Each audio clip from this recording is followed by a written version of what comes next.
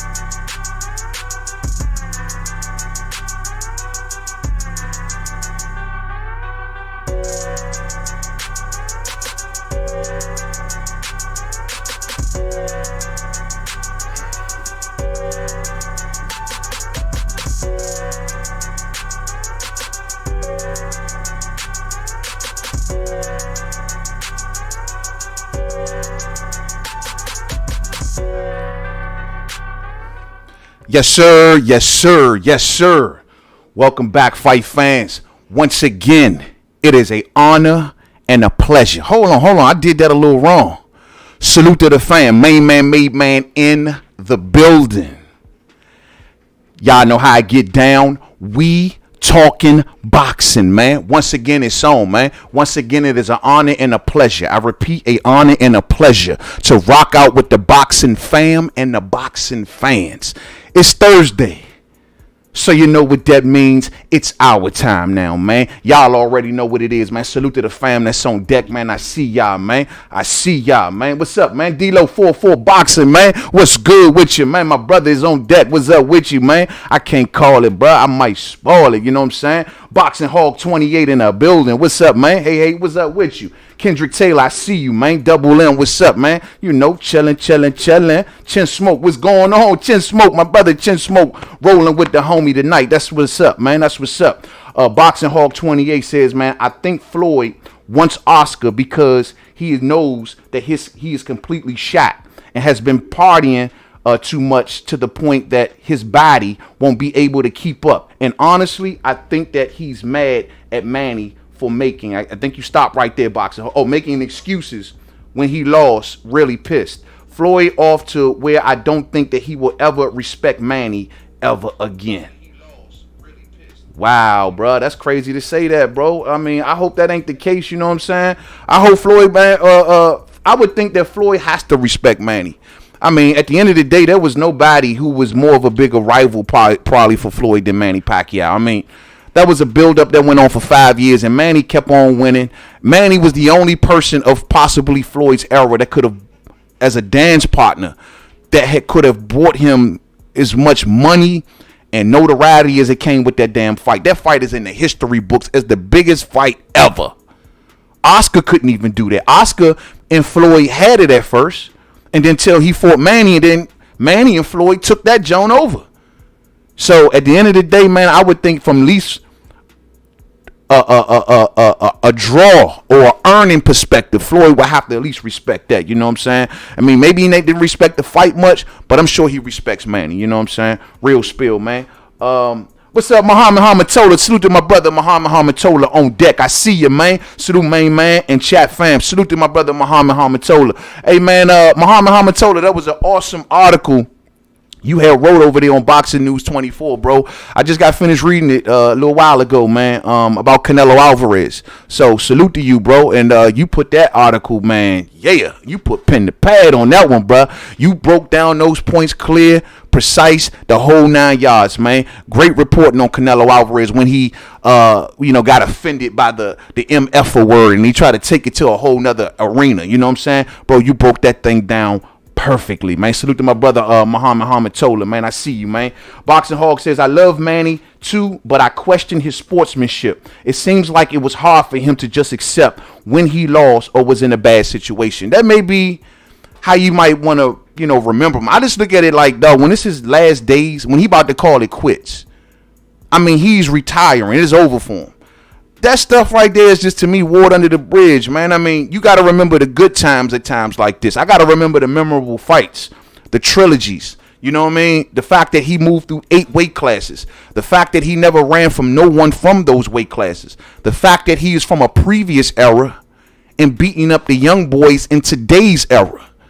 Those things right there, man, to me, outweigh, if you will, all of the stuff that Manny I know everyone like to remember the bad. I know controversy sells, and we all like to remember the negative stuff. Oh, the needles and the boom, boom, boom. Cool, you know what I'm saying? But at the end of the day, bro, I just like to remember the great things about Manny because there's just so many to remember. And when I go back and look at old fights, bro, I can run through Manny Pacquiao. I can kill a whole day, literally a whole day, just watching Pacs fights. And will be entertained in each and every one of them shits. You know what I'm saying? Real spill. Media One Software. I see you, man. Salute to Media One. I see you. Gil Cole's on deck. I see you, fam. Salute to all of the fam that's riding with me tonight, man. Salute to everyone that catches this live. Salute to everyone that catches this on the playback. Thumbs up as you pull up. Y'all already know. You know what I'm saying? Chief Fred 4, I see you, man. What's up with you, man? We got a lot to talk about tonight, fight fans. So I don't want to hold y'all too late tonight. And without further ado, I just want to say this, though, before we get to rolling through these topics, man.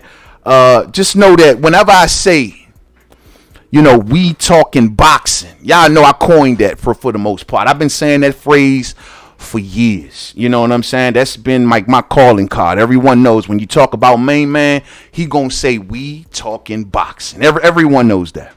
So I see now that some folks are imitating it. They're trying to take it. They're trying to borrow it or whatever the case may be. So I just ask people this. If you're going to use it, put the main on the end. It ain't right if you don't put the main on it. If you just say we talking boxing, that's lame. Say we talking boxing main. Alright? Don't mess my shit up. If you're gonna say it right. And that's all I'm gonna say on that. Let's move along, fight fans. We got a lot to talk about, you know what I'm saying? Real spill, man. Real spill. So the first story that I got on deck, this is gonna be pretty much a follow-up, if you will. Hold on one second. This is going to be a follow-up to a story that we covered a few weeks back, and I'm actually glad to follow this story up because this is nothing but good news in my opinion. So let me make sure I get this right. All right, let's go here first, fight fans. Bye, y'all. Let's do the update on this story right here. Artur Beterbiev versus Marcus Brown is done, fight fans. Look like we heading towards this fight. Look like we gonna get it. Ain't done. Well, it's not done, but the direction we gonna get this damn fight. We gonna get this damn fight. And what is the most beautiful thing about this fight? Another situation where we got the street being eliminated. You know what I'm saying?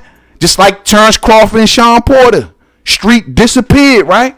Well, here it is in this situation where we know we got Marcus Brown rocking with PBC and we got Artur Beterbiev rocking with top ranking ESPN, and the fight is being made. Man, how good news is that, fight fans? According to the reports on this situation right here, man, it seems as if that it says that a title fight between Arthur, well, the original news was a title fight between Artur Beterbiev and unified light heavyweight champion Marcus Brown. And I don't know why they calling him the unified light heavyweight champion. I was to say a title fight between unified light heavyweight champion Artur Beterbiev and Marcus Brown has been ordered by the WBC Mauricio Suleiman. So remember a few weeks back, this news came out and that they were supposed to do a purse bid.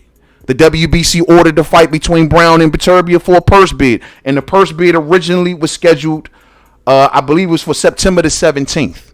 However, they couldn't reach a deal by September the 17th, which was a little scary.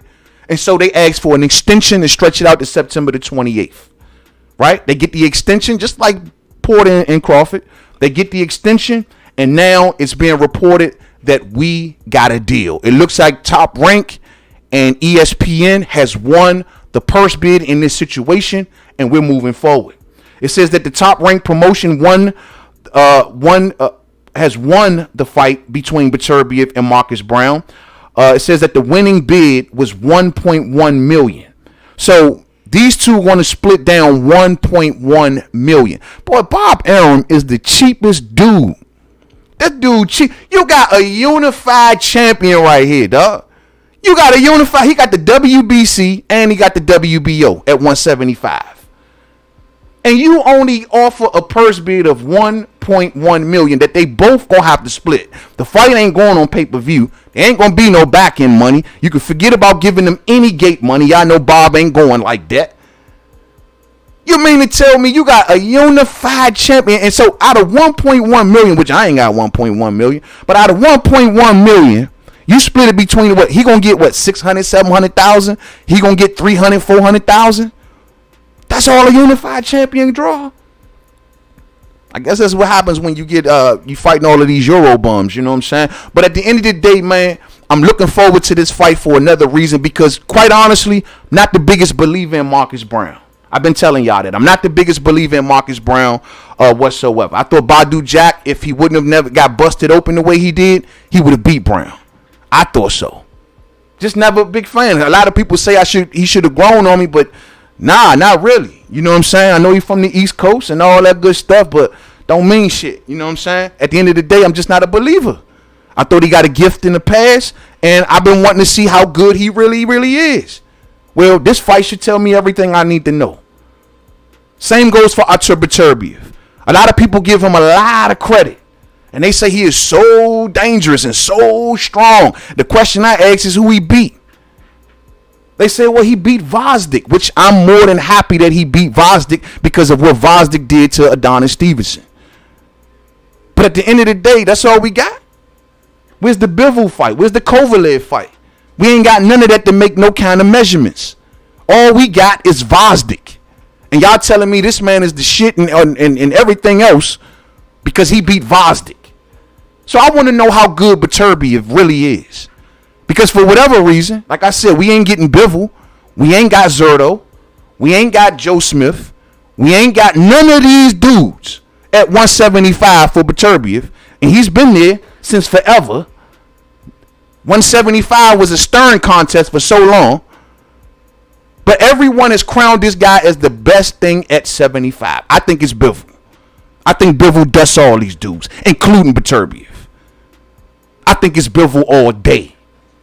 But however, if Marcus Brown want to teach me something, if Marcus Brown is the goods, well, here it is right here, champ. Look like we going to get this fight, fans. I like this fight. I like this fight. As of right now, we don't have no date and venue. At least I haven't seen from the reports. Maybe that should be coming out within the next few days or whatnot. But I think stylistically, this is going to be interesting. Beterbiev is a good inside fighter. Strong fighter, fight fans. Body puncher. Power. Known for his power. His power, his reputation for having so much power and being such a good inside fighter exceeded all the way here to the American shores. I got American fight fans like, this guy is strong, man. Too strong. The strongest at 75. They say that Beterbiev washes everybody at 75. All right. Here you go. Let's see what he do with this American muscle. He done beat up on all of the Euro bums. Let's see what he do with the American muscle, man. All diggity day. You know what I'm saying? Yes, sir. Thumbs up as you pull up, man. Y'all already know what it is, man.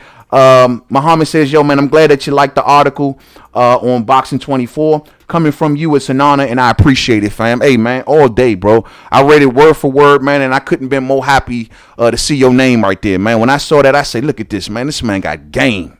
Pin game off the hook. You know what I'm saying? Keep on bringing it clear, very concise, right to the point. I got the gist of the whole thing, bro. Keep doing what you do. You know what I'm saying? We need more like you. I got Mills Lane on deck. I see you, man. What's up with you?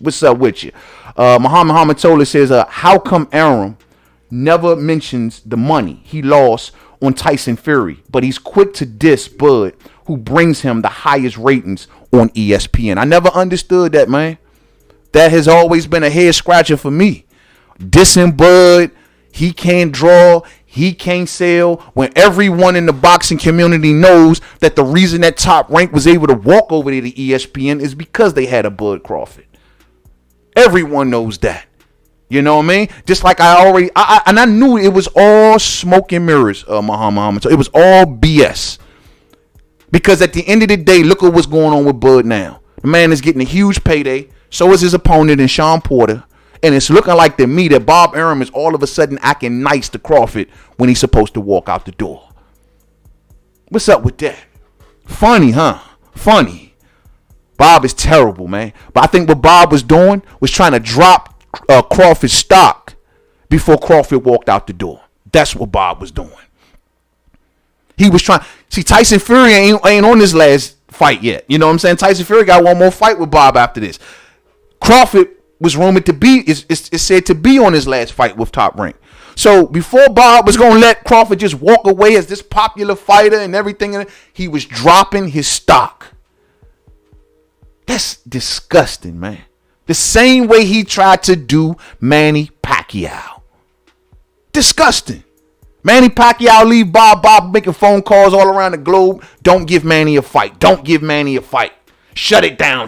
He's still under contract with me. He did his best Don King impression. That's how Don do. You try to go, if one of Don fighters go somewhere else and try to do a fight in another country or wherever, man, Don shutting it down. Christopher Lovejoy couldn't do nothing. Every time Christopher Lovejoy about to do a fight, with Don coming around, he's my fighter. If you touch him, I'll sue. If you touch him, I'll sue. So at the end of the day, man, you know, that's just how it was. Bob Arum, he was just trying to drop the stock of Crawford, man. And a lot of fight fans who are anti ate that shit up like Scooby snacks. You know what I'm saying? Real spill. But we know what it is, man. But back to this fight right here, man. Let me just say, man, this is a good thing. Like I said before, this is another situation where the street is being eliminated. It's a good competitive fight. We're going to get a lot of, we're going to find out a lot about these two. I'm leaning towards Beterbiev. You know what I'm saying? From what I've seen, just not a big believer right here. But if he got something If there's something in Marcus Brown, I should learn it from this fight right here, because this is the hardest, perhaps, I don't know if I can say biggest, but definitely the most challenging fight that Marcus Brown would have ever had to been in. So we'll see how it goes. Let's move on to the next thing, fight fans. Salute to the fam. Let's move on. And I'm going to briefly stop on this story right here. Just briefly, man. Just want to kind of speak briefly on this one right here real quick. And that is this Teofimo Lopez, George Camboso situation, man. Now, y'all see, I covered this throughout of the week. And in that video, which my point still stands, George Cambosos is running around with his lawyer. Y'all heard the news. He's running around with his lawyer. His lawyer is sending all of these threats to Triller, and they're writing the IBF, telling the IBF to help us get out of this, because they're breaking all of their rules and the amendments that they're sending over to Teofimo Lopez. George Cambosos never signed. He never okayed no new date, no new venues. There's talks about the fact that Triller has not dumped money into the escrow account yet, and so this could be the thing that's holding it up. I don't know. All I do know is this. All I do know is that Cambosos, just let it be known that, bro, you don't run shit.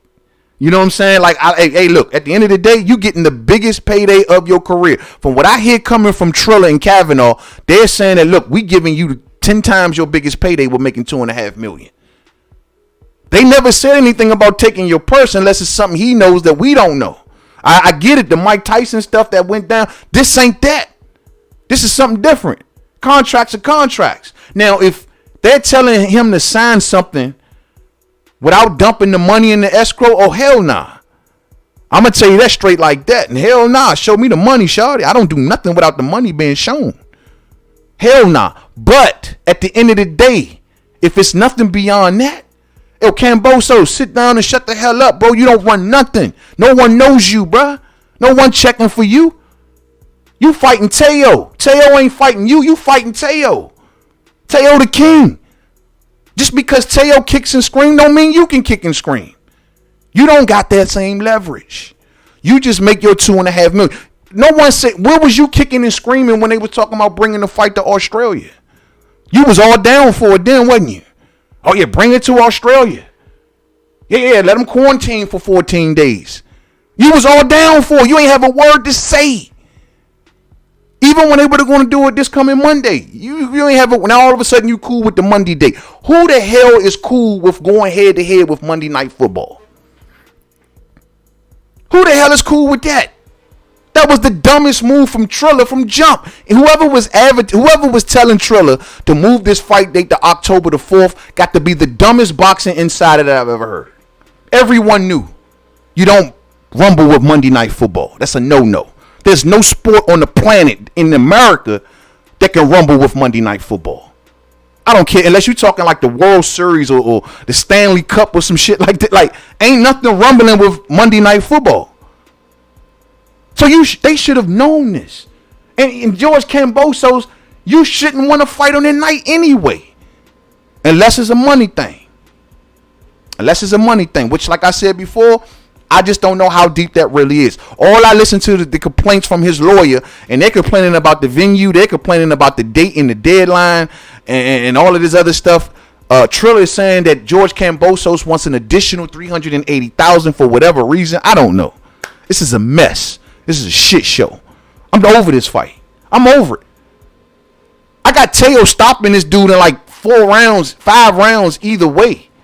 It ain't like that this fight is any sort of threat whatsoever to Teofimo Lopez. He gonna crush this dude. This fight is like here today, gone tomorrow. No one's gonna talk about this when it's over. Unless this dude pull an upset. So who cares what you feeling, George Cambosos? Who cares? You know what I'm saying? Who puts on a boxing match on a Monday night, on a Monday and not Saturday? Facts. They got ran off of a Saturday, didn't they? Or was that a Sunday? Because they was going to do theirs on a Sunday.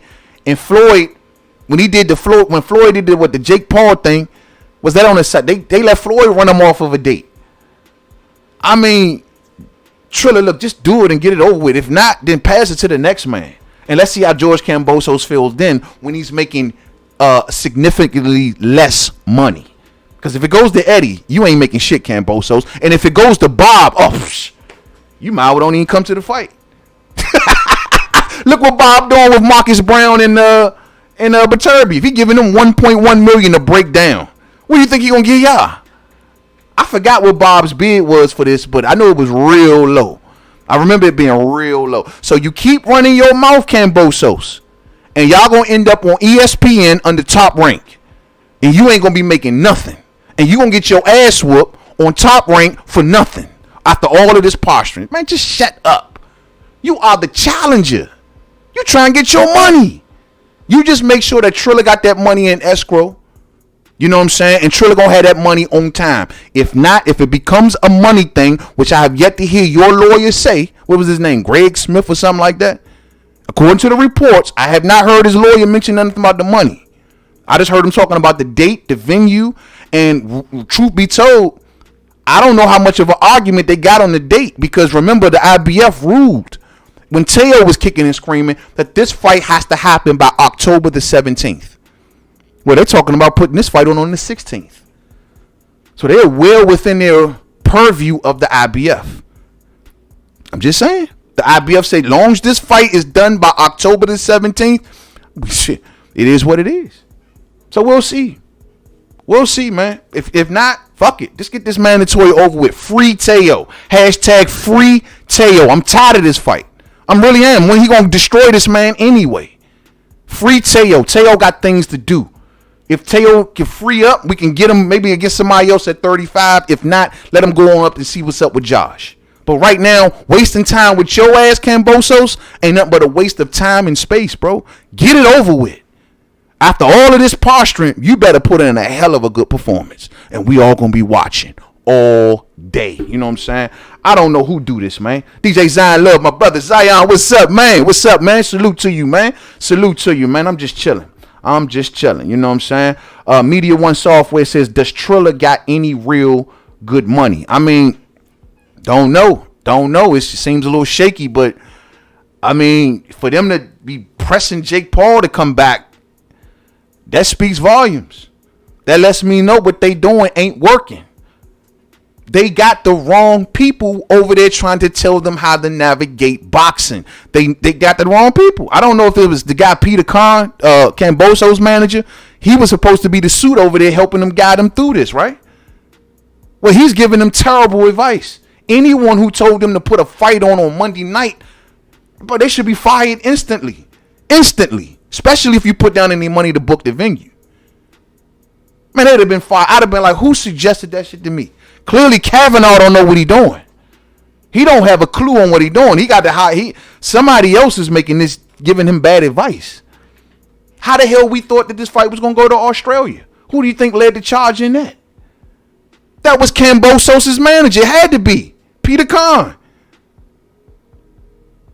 They ain't had no problem. This fight literally was going into the backyard of the challenger, of a man that got 3 world titles and one belt that got chocolate underneath. But at the end of the day, supposedly some sort of title, but they call it a trinket. I call it a trophy. Some people call it the French fry belt. But at the end of the day, he got 4 belts. And he supposed to go to your backyard. You was good with that.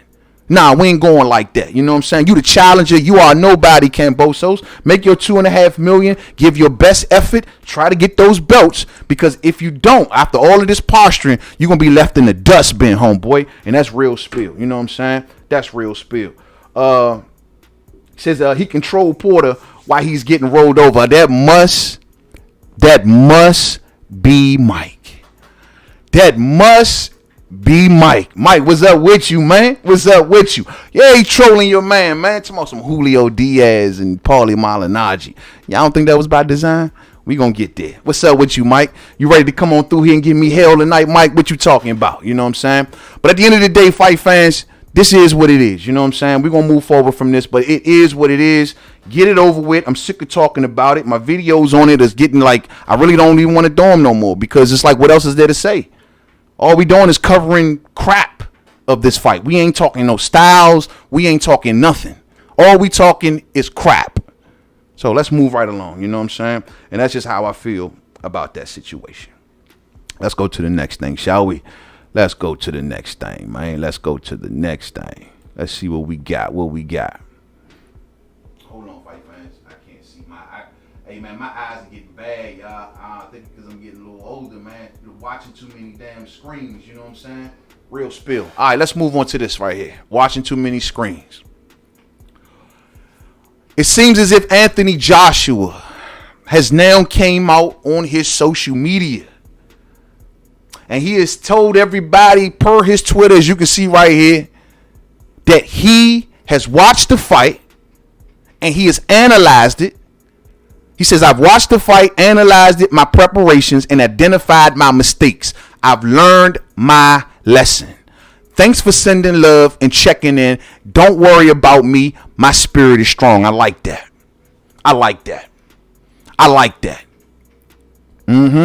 The man says his spirit is strong. His mind is strong. Everyone is like, there's people abandoning ship on him. He like, look, cool out. Calm down. I'm all right. I went back and watched things, and I believe him. Because that's just what I've seen from him in the past. He learns from his mistakes. You made a mistake. You fought the wrong game plan. You missed your bus in that fight. There was a turning point in that fight that you missed midway through that fight, and you did not capitalize. You did not impose yourself. You didn't use your size. You didn't use your boxer puncher ability. You just used or attempted to use just the boxer side, but you forgot about the puncher side. Every boxing fan has always considered Anthony Joshua a boxer puncher. And we don't understand, and I'm still baffled right now as to what the hell made him think that he was going to go in there against a southpaw, which he hasn't seen since Charles Martin, and beat up on Oleksandr Usyk.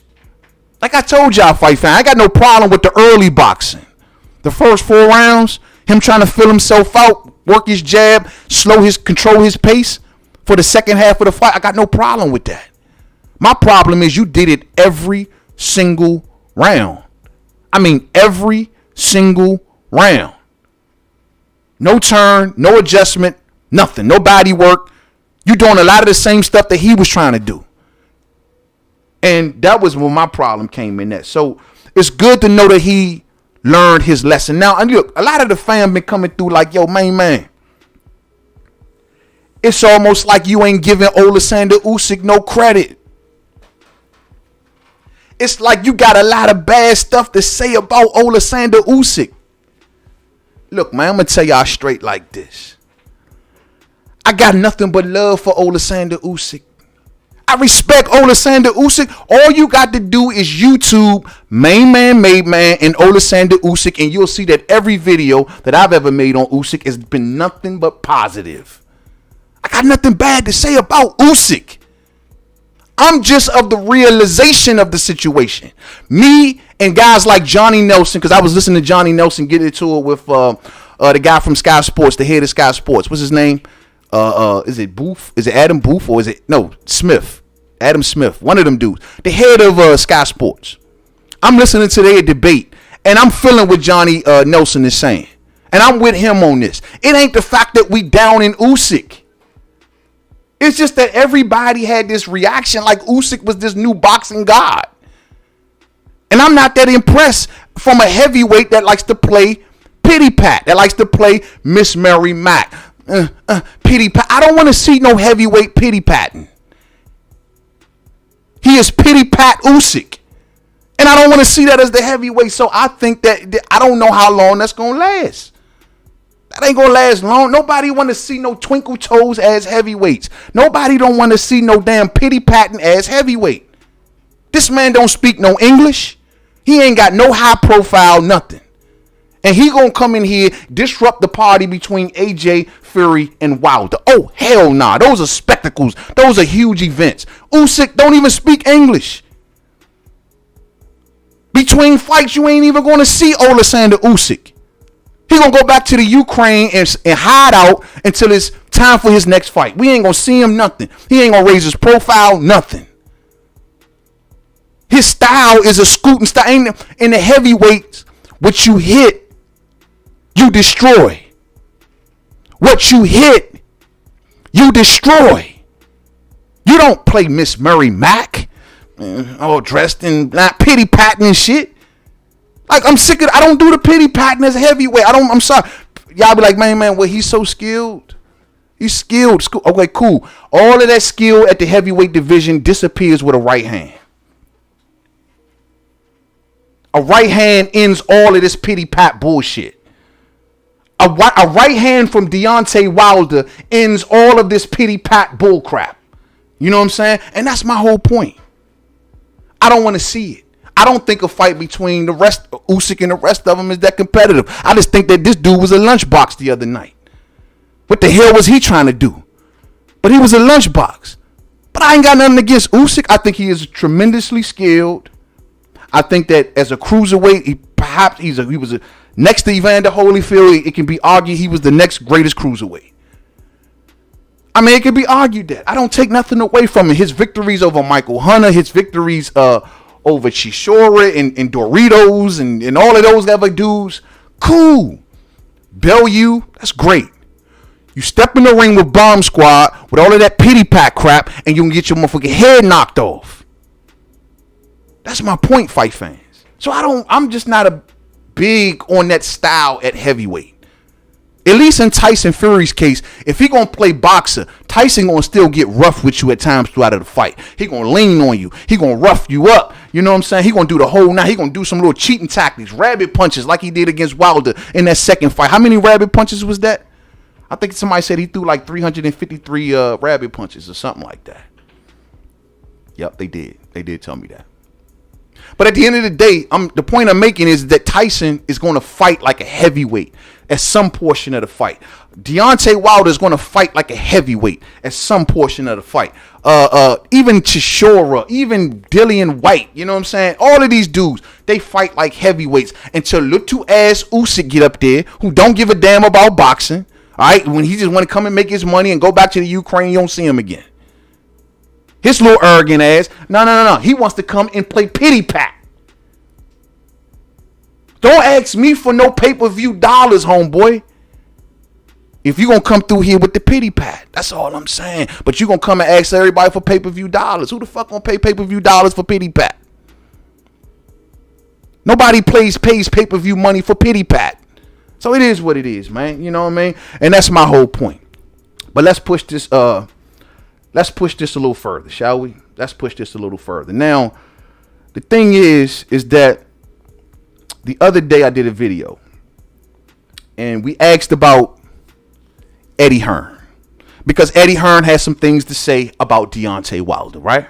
He come out and talk about Deontay Wilder. He ain't top 4 just for no reason, just spewing stuff about Deontay Wilder. Ain't nobody asked him, and he couldn't wait. He was just like, he couldn't wait. It was just like somebody asked me so I can go in on Deontay Wilder. He couldn't wait, right?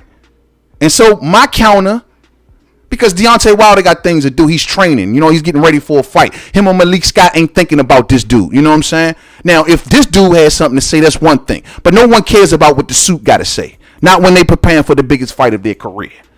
What you trying to do, Eddie? Trying to knock my man off his square? Nah. So we got that. So we looking at you now, Eddie. We'll leave AJ out of this. He's right now ain't the time to be dumping on AJ.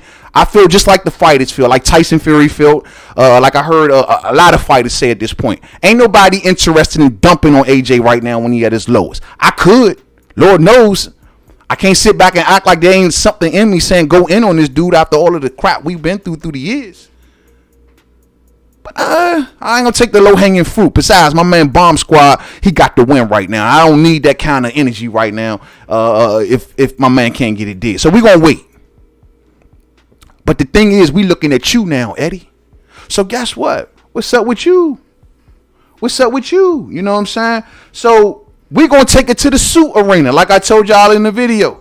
We're going to compare him with the other suits. So now we got one of your competitors coming out talking bad about you, Eddie. He is. I mean, Oscar De La Hoya. Oh, Oscar, right? Oh, Oscar.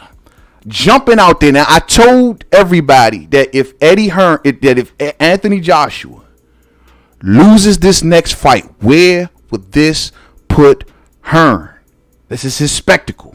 This is his star.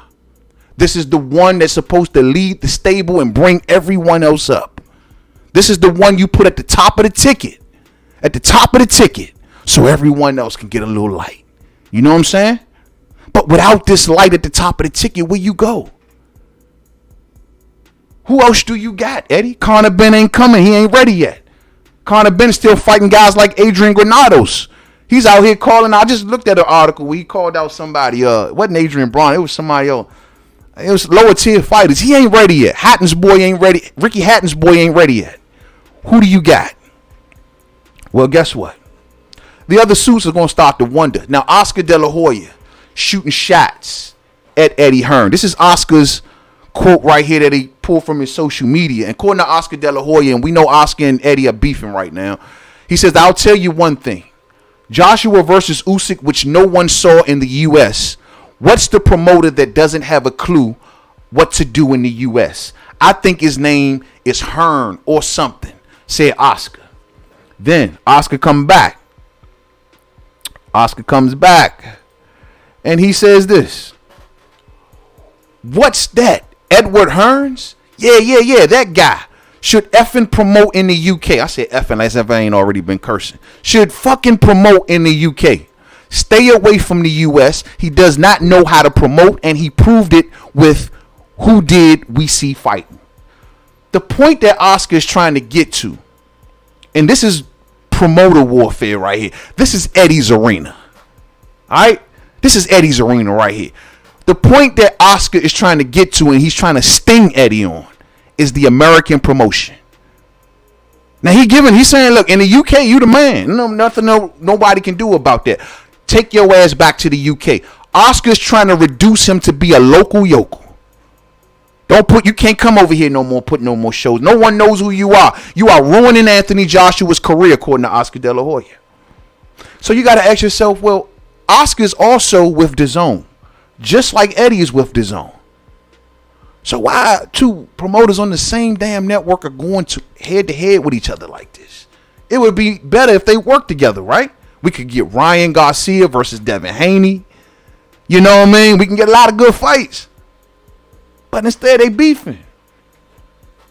Because Oscar knows that in the UK, the zone is like, okay, well, we in there. We in the UK. We got scouted the way we took trying to take their spot. But that's not the prize. That's never been the prize for DAZN. Never. The prize for DAZN, with their global expansion, keep in mind, remember, they're expanding globally, fight fans. Remember, Eddie led the charge. Canelo led the charge. Remember? Canelo was supposed to be the first one out the gate. And remember, Canelo rolled out, so they eventually brought him back. Like, please, Canelo, we need you right now because we're rolling out around the world. But the big prize has always been America. They can never establish a foothold in America. They depended upon Eddie Hearn to lead the charge into America and give them a foothold into this country, and they could not have done. They have not done it yet. When Eddie attempted to do it with AJ, it went left. He hasn't tried it really since, right? So Oscar knows that the prize that DAZN wants, and they always want it, was America. So when he attacks Eddie, he's attacking him from a standpoint that you ain't jack crap here in America, Jack. Which means is how much DAZN should really want you if you're not selling in America. And if this dude lose one more time, who you got? Well, Oscar got Ryan. Say what you want. He moving Ryan wrong, which I agree. He's protecting Ryan, which I agree 100%. Crying Ryan, lying Ryan, 100%. But guess what? Oscar still got him. And Oscar can still leverage him towards the Tank Davis fight. I'm telling y'all straight like that. Which means that Oscar will have a bigger star if Joshua falls. Especially in America. Joshua got to be Joshua. He got to be AJ. All the belts on deck, winning, looking like the Adonis. I am AJ. He has to be that guy to come into America to make a splash. That guy's gone. That guy's left the building. What you gonna do? Well, you got Oscar De La Hoya going at you, Eddie. You gonna say something to Oscar? You gonna say something to Oscar? Riddle me that. You got a lot to say to Deontay Wilder. When Deontay Wilder ain't talking about you, you got anything to say about Oscar? Your own fellow promoter who's going right at your neck, bruh. Yeah, you took his fight in Canelo, but Canelo technically ain't yours. Canelo works with you on fight-by-fight basis, bruh. Canelo has his own promotional company. Him and Reynoso are building their own stable on the low ski. They're going to eventually get Ryan, I believe. What stops Canelo from negotiating his own promotional deal? His name is bigger than yours, Eddie. I'm just saying. How long is Canelo going to really be working with you? Canelo may want to spread his wings and fly. Then what? Canelo's already over there on PBC. He loses to Caleb Plant. He's over there on PBC for a couple fights. You got no power there, Eddie. You got no power. So the point I'm making is, why you sitting here mouthing off with Deontay Wilder and got all of this stuff to say? Worry about your guy and your other competitors. Because guess what? You don't think PBC is looking at this? You don't think PBC is looking at this? Eddie ain't shit no more. We about to come over into the UK and make our mark. You don't think Frank Warner's looking at this laughing? AJ has failed. And they hoping and wishing and praying that you put him right back in there with Usyk, which according to the broadcast, looks like that's exactly what you doing. Ain't that right, Oscar? Let's see here. Well, word on the curb, for those who haven't heard. Let's go here real quick. Oleksandr Usyk and his promoter, Mr. Krusik, right? Mr. Krusik. Well, they came out and they told the world that Anthony Joshua has already activated his rematch clause. He has already done it. According to what's this guy's name? Krusik, right?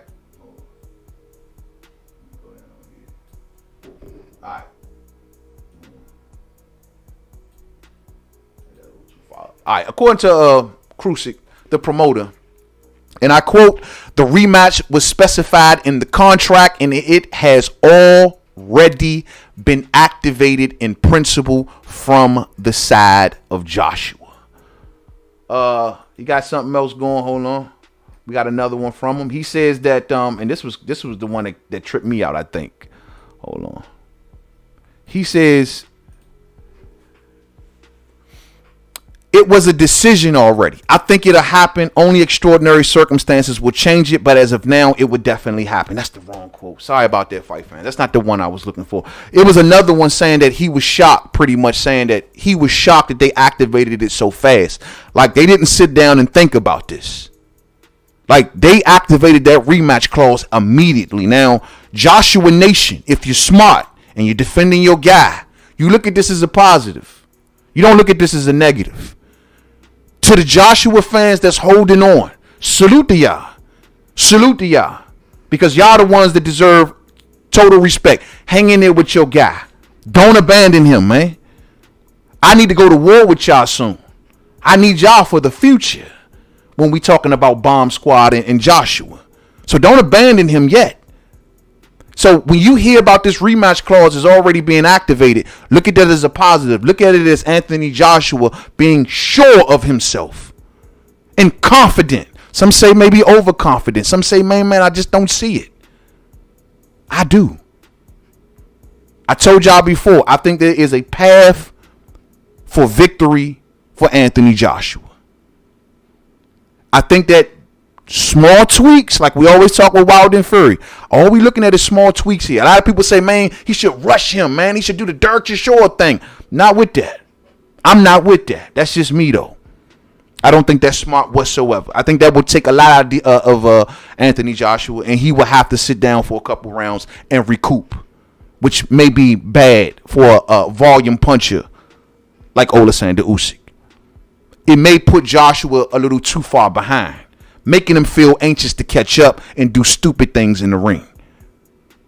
You get down 4 or 5 rounds, You're huffing and puffing because you rushed them for the first 3 rounds, and now you got to take 2 off, and now you're falling down. You're falling behind further and further, trying to catch your win. Yeah, you might get that second win, but you're now down, 4 or 5 rounds. So now you're going to get desperate. I'm just saying, I just don't think that's the right way. Now, if you want to say he should become a little aggressive a bit earlier in the fight, fine. 4 rounds, 3 rounds of boxing, then go at him, fine. But to immediately come out the gate, jumping on him, blowing his load, no, that's not smart. That's not smart. That's not smart. Let me see what the fam talking about. Salute, fam. It's my bad. Sometimes I get a little caught up in these stories and start overlooking the chat. So let me see what the fam talking about. Salute to everyone, man. Salute to you all. Boxing Hog 28 says it's only because that fight was more about the mistakes Joshua made more than what Usyk did right. It wasn't impressive as far as heavyweights. Derek Chisora made a good point. Yeah, I agree. It was more so I seen of Joshua's mistakes, Joshua's bad judgment in the ring, Joshua getting sucked into Oleksandr Usyk's world, bringing him down to the netherworld or whatever the case may be. And I think those are the things that really threw him off. You're right. I think it was more his mistakes. When I looked at the punch stats, the stats were razor close. Much more closer than I expected. Oleksandr Usyk wasn't doing a bunch of overwhelming landing. They were about neck and neck, truth be told, fight fans. The only stat that Oleksandr Usyk ran away with was power punches. But when it came to jabs, when it came to body punches, when it came to total punches, they were neck and neck. Neck and neck. Now, when it came to power shots, Oleksandr Usyk outlanded Joshua by a significant margin. I will admit that. And that's perhaps what won him the fight. But I mean, it wasn't leaps and bounds. Just wasn't leaps and bounds. You know what I'm saying? Dewan Sanders, what's up, man? What's going on? All he trying to do is pull a Ruiz, and you're supporting that. Who's trying to pull the Ruiz? You're saying that Anthony Joshua is trying to pull the Ruiz? I don't think he's trying to pull the Ruiz. For you to say, bro, Ruiz and Anthony Joshua mentally and mindsets are totally different. Totally different, bro. Like, Ruiz came back as a freaking blimp. He was weak mentally. He took the money and became someone else. As for Anthony Joshua, he's been making money for years. It never changed him, bro. He's the same cat. When he took the loss to Ruiz, he got right back in there. He didn't complain. He didn't make no complaints. I like that. That's how you're supposed to move as a fighter. You don't sit around and sit around in your depression and worry about what the world is saying about you and just say, I don't know if I want to, and start doubting yourself. No, that ain't how you do things. Ruiz mentally was a whole nother person compared to how Anthony Joshua was approaching rematches and losses, for that matter. As for Andy Ruiz, well, he got knocked down by fucking didn't he get knocked down by Areola? And you comparing them two? Nah. No comparison, fam. No comparison. You know what I'm saying? Daniela Zambrano says, you are extremely prejudiced to judge a boxer because he does not speak English. I can understand based on talent, but based on language, it's like judging in an athlete because of their skin color. Look. The reason I pointed out his language, this is, look, get out that PC shit. When I say his language, that means you can't sell. That means no one here will be interested. No one will be wanting to listen to what he has to say. Boxing fans will be disengaging. It's only folks like you that get so PC'd up and get you. He's talking about race. Oh, he's talking about religion. Oh, I'm sick of that shit. I could talk how I want to talk. This is my channel. You don't like it? You can hit the dough. At the end of the day, we covering boxing. No prejudice. No racism. None of that stupid shit. This is a sport. We got bills and shit. You think I'm going to bring that garbage up in here? No, we don't move like that over here, Daniela. We keep it boxing. So when I speak about his language, I speak about the fact that he can't sell. I speak about the fact that no one will be interested. Not your PC crap. So take that shit somewhere else. You know what I'm saying? Real spill. Chin Smoke says they should be making fights. They should be. They should be there, and that's why I'm glad about that Marcus Brown and Beterbiev thing, man. They making fights.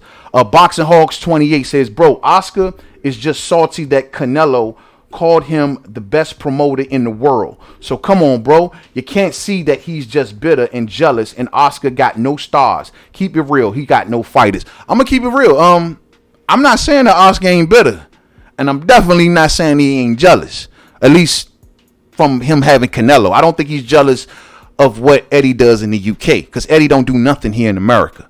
Oscar's playground is in America. Eddie's playground is in the UK.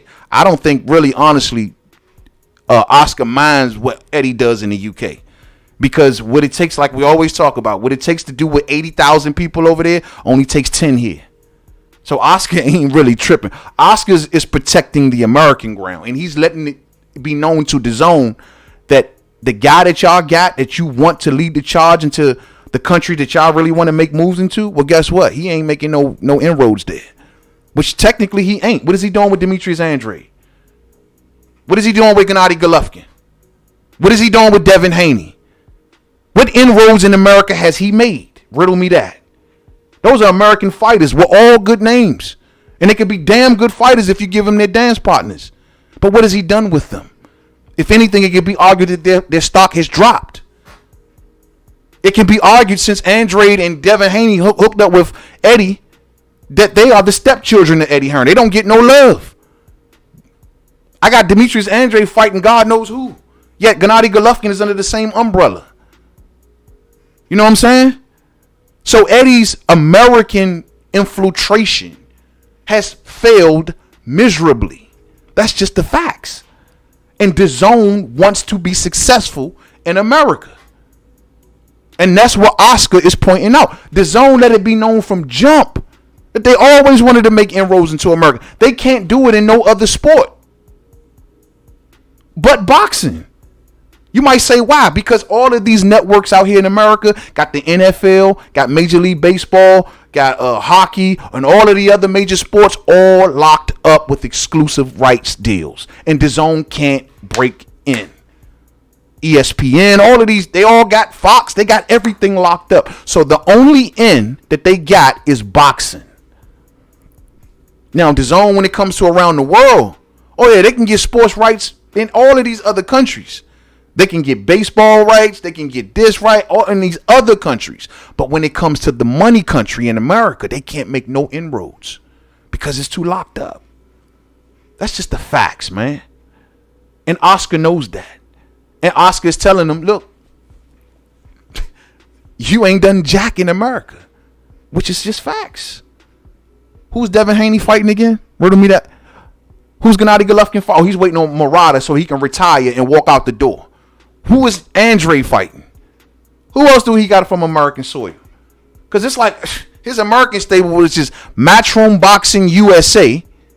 Well, I ain't seeing nothing, man. I ain't seeing nothing. And that's all Oscar's saying. That's called promoter warfare.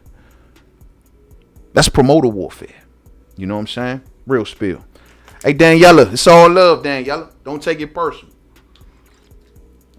Don't take it personal. Mr. Cheesehead, what's up, fam? How you? What's up with you, man? What fighters are challenging Matchroom fighters? What fighters are challenging Matchroom fighters? Which fighters are we talking about? Which ones are we talking about? It ain't really many that we really... Who, Dillian or AJ? I mean, which ones are we talking about? Canelo? Everyone's trying to challenge Canelo. Well, he ain't considered a Matchroom fighter, right? I mean, look, it's not on... It's on the promoter. Like, what is he doing for his fighters? Eddie told the world that he had $1 billion in the beginning. Eddie told the world that he had $1 billion from DAZN. Remember? How quickly we forget. How quickly we forget. He had $1 billion. And you asking me who wants to fight Eddie's fighters? You let it be known he got $1 billion. Remember when Eddie first announced that $1 billion? All of the fighters was coming out of the woodworks like, oh, Eddie got money? Oh, I'll fight. Who he got? Eddie was overpaying for fighters. Mikey Garcia. Eddie got Mikey Garcia. Who the hell is Mikey fighting? That's some American talent. Who is he fighting? Is he fighting a good opponent? The answer is a big fat double burger with cheese. No. Mikey is fighting. What's the dude name? I don't even remember the dude name. It was his name. A Sandbox or something like that. Like he fighting some unknown cat. Mikey Garcia. For Jesse Vargas for $7 million. That's what Eddie's done. That's why Oscar's laughing at him. While Eddie is laughing at Deontay Wilder or making fun of Deontay Wilder or talking trash about Tyson Fury and how he don't think Tyson Fury is going to make it to the fight. Fine. But what about what Oscar talking about? Oscar saying you failing in America. And y'all can say what y'all want about Oscar. Sure, Oscar's a lot of things. I can make 20 different videos about Oscar. But at the end of the day, Oscar is in America. He has the relationships in America. He can take his stable and go over to Triller. Who knows? He has the relationships. The question is, Eddie, do you? That's the question. So if you got $1 billion, everybody should be wanting to fight him. I guess he really didn't have $1 billion. Huh? I tell you. I got L Dub Boxing on deck. What's up, my brother? Salute to L Dub, man. The encyclopedia of boxing. Everyone that hears the sound of my voice, please check out my brother L Dub Boxing, man. You want to learn everything from the lowest, least talked about fighters to the most popular fighters. That man got the real spill on each and every one of them, man. Love the channel. L Dub is doing a great job over there, man. And keep doing what you do, L Dub, all day, man, all day. Brennan Smith says Eddie has done nothing for his U.S. fighters. Nothing. I'm with you, Brennan. I can't think of nothing. Who has he done? But he got $1 billion, though. But he got $1 billion. Mr. Cheesehead says, same story, bro. USA promoters freezing out the talent. I mean, what you saying, to freezing out the talent to go to Eddie, Cheesehead? I mean, look, man. My thing is, for whatever reason, Eddie ain't done his job as a promoter. Look, don't ask the boxing fan as to why or why not the promoters ain't working with Eddie. There must be something Eddie ain't doing right. Bob works with him on whenever he needs Eddie to pay for his fighters type basis. But for some odd reason, Eddie has not been able to. I can tell you why him and PBC are probably at odds. Remember when Eddie first came on the scene with his $1 billion, he was throwing money at these PBC fighters left and right without going through the proper channels. Remember? That ain't how you do relationships, fight fans. To all of my business owners out there, to all of my entrepreneurs, y'all know what I'm talking about when I say relationships. I hope I'm not too loud, fight fans, because it look like I'm peeking. You know what I mean? But y'all know what I'm saying when I say relationships. Eddie Hearn was on social media, shooting offers on Twitter, going behind Al Heyman's back and trying to lure these fighters on over without doing it the right way, trying to link up with Gervonta Davis without going through Floyd. Like he was doing a lot of underhanded stuff in the beginning. Those things ruin relationships. You know what I'm saying? Those things ruin relationships. And I think that's where things kind of went wrong at for Eddie Foz with PBC. Now, of course, like I say, him and Bob, they had a good thing going. I mean, it's kind of slowed down over time. It's like whenever they feel they want to do it or whatever, but I don't know. Shit, Eddie ain't even got good relationships in his own country. Why can't Eddie and Frank Warren make fights? Why can't Eddie and Frank Warren make fights, UK? To my UK brethren. Why ain't Eddie and Frank making fights? Why if we want to make it an American, then that's fine. But I don't see Eddie and Frank doing nothing. Eddie got a relationship problem. So when it comes to promoting, I give him full credit for what he does on these events. He makes the pyrotechnics. It's beautiful, man. Like it's like beautiful. It's like going to Disney World or something. You know what I mean? Like you go to an Eddie Hearn show, man. They coming out to all of the lights. I'd never forget Kell Brook's entrance when he fought Earl Spence. Man, that thing was epic. Epic, man. I got to give him. When it comes to putting on a show, nobody does it better than Eddie. Nobody. But when it comes to the other stuff, building a relationship, putting your fighters in there with the best possible talent, lining things up, making shit happen. When it comes to the American soil, Eddie has failed miserably. And that is exactly what Oscar is talking about. That's the attack line that Oscar's trying to hit him with. Because, you know, that one hurts. That one hurts. It hurts a little bit. So it is what it is, you know what I'm saying? El Dub says, Sandor Martin, he is known to me. Oh, okay, that's what it is, Sandor Martin. Man, that dude look like a dude from Wall Street or something, man, you know what I'm saying? But my point is with the Sandor Martin, is this Mikey Garcia worthy when we got so much other talent out there, man? Really? How much is Mikey going to make? $5 million for fighting Sandor Martin? That's my point, man. Mikey Garcia is probably on his last few fights, and we getting Sandor Martin. Why can't Eddie make nothing else happen? And unfortunately for Mikey Garcia, he got duped in thinking that, I could just go over here on a fight-by-fight basis. Nah, you can't go nowhere. You ain't Canelo. They get options on all your fights, bro. Just like Devin. But he's fighting Sandor Martin. Stop everything we doing for that damn fight, right?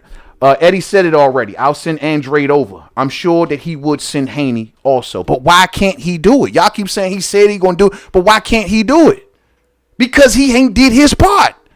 Y'all was gonna overlook the part of him sneaking and snaking PBC, trying to lure their fighters over there to his side, huh? And in the Charlo situation with Andrade, because I was sitting here wondering, because I was going in on Charlo, like, Charlo, wake the fuck up. What's wrong with you, man?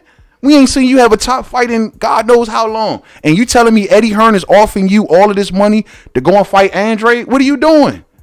But then I thought, like, you know, maybe, because I at first I used to believe Eddie Hearn when he said, yo, fighters can come over here for one fight and go back.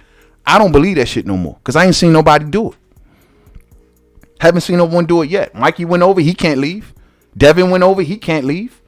Nobody can leave. They tell you that, and maybe something Charlo knew was, well, these dudes ain't going nowhere. If y'all don't think that Eddie Hearn was going to have options on Charlo, well, you can come over here for one fight, then you can go back. But the only thing that we're going to say is you can go back, but we get the last bid after everyone else bids. So we get last right to refusal. That's all we asking.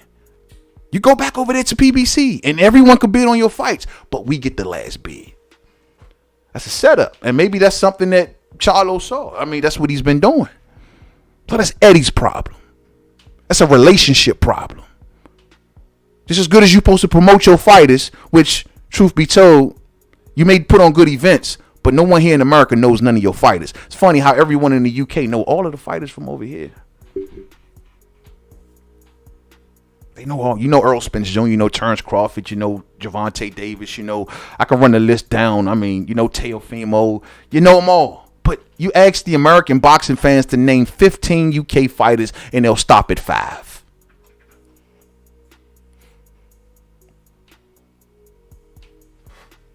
Who has Eddie Hearn brought over to America and was successful with? Who was it? Give me a name. Don't worry, I'll wait. Is there any name that you could think of from Matchroom Stable that came to America and made the splash that needed to be made, that DAZN would be very happy with Eddie? Give me a name. Give me a name. How good is he really doing? Because ain't nobody over here know no Matchroom fighters. They call AJ Anthony Johnson. I got Stephen A. Smith calling AJ Anthony Johnson.